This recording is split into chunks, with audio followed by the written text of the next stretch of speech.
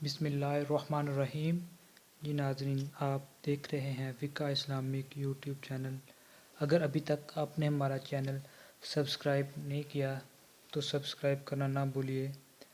آج آپ کے لیے میں ایک ایسی ویڈیو لے کر آیا ہوں جس کا مقصد ائمہ فقہا کی تقلید کو ثابت کرنا۔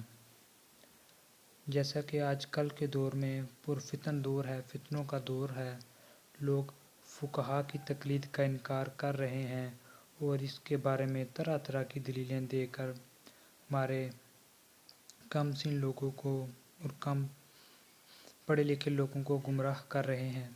میں نے سوچا آج آپ کے لیے ایک ایسی ویڈیو لے کر آؤں جس میں فقہا کی تقلید کا ثبوت قرآن و سنت سے دیا جائے۔ تو چلے وقت ضائع کیے بغیر ہم اپنی ویڈیو کا آغاز کرتے ہیں۔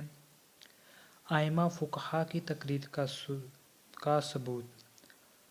قرآن کریم کی سورۃ نحل کی آیت نمبر 43 ہے، فَاسْأَلُوا أَهْلَ الذِّكْرِ إِن كُنتُمْ لَا تَعْلَمُونَ۔ ترجمہ: اگر تم نہیں جانتے تو اہل علم سے پوچھ لو۔ یعنی کہ اگر کسی مسئلے پر آپ کو تحقیق کرنی ہے، آپ کو اس کا نہیں پتہ تو اہل علم سے پوچھو۔ امام فخر الدین محمد بن عمر الرازی متوفی 604 ہجری یعنی کہ 604 ہجری میں ان کی وفات ہوئی ہے۔ انہوں نے تفسیر کبیر جلد نمبر 8 صفحہ نمبر 19 پر اس کی تفسیر میں لکھا ہے کہ اس سے مراد فقہا کی تقلید ہے۔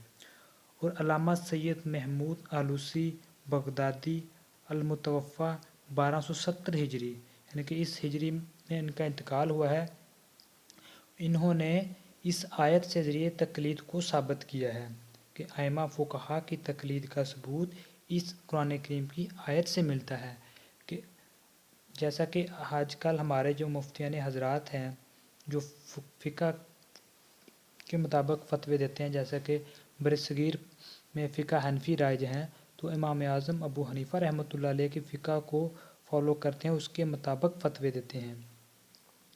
تو اس آیت کے تحت امام ابو حنیفہ کی تقلید کرنا، امام شافعی کی، امام احمد بن حنبل کی اور امام مالک رحمۃ اللہ علیہ کی تقلید ثابت ہے۔ اگر آپ تقلید کرتے ہیں تو آپ بالکل بھی مشرک نہیں ہیں، شرک نہیں ہے تقلید کرنا۔ تو اگر آپ کو ویڈیو پسند آئی ہو، اچھی لگی ہو اور بھی ایسی ویڈیوز دلائل کے ساتھ دیکھنا چاہتے ہوں تو ہمارے چینل کو ہرگز سبسکرائب کرنا نہ بھولیے گا۔ وآخر دعوانا